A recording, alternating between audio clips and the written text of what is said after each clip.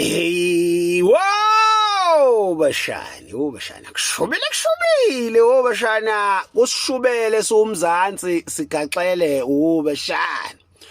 Eliramza bashana isasihlukane phansi nabantu bokufika bashana. Yena uzobona ukuthi wenza kanjani bashana. Uyazi uEliramza, wena phela kufanele ukhulume kanje ngoba phela wena awukho ku situation yabantu baseMzansi, awukho ecathulweni zabo. Well off phela wena uyi multi-billionaire phela wena. Wena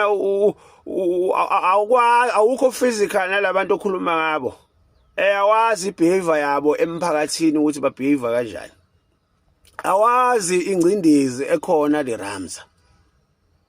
Ramza wena uphila soft life exclusive suburbs le koGoli Hyde Park lapha akungena nombala phana ozofika azokwenza indaba zama crime.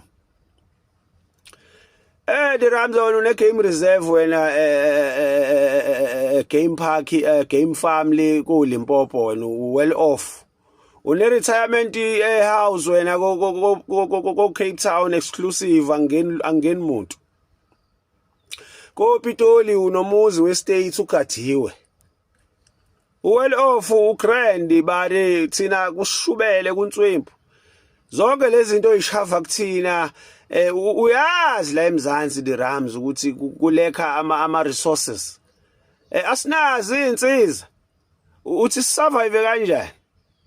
Bekumele wena ulivale izwe uthi nje abantu bangaphandle whether banamaphepha amaphepha abangangeni ngoba sinama crisis already. Ubakhipha bengenawo amaphepha. Hayi kunzima bashana bathi kudonse ezacile bashana ishawa izacile njalo kuthiwa idonse bashana. Akukho kubambisana ezweni bashana neLeRamza ubona ukuthi ngathi izimo zamathenda lento yokungena kwabantu bangaphandle bashana kuyamokolwa isaso sholonto bashana basopa ayilo Joe Platinum Tukas mabe ingozi labantu bebulala konke lokho kubhekene nathi thina ama resident aseMzansi kushubele.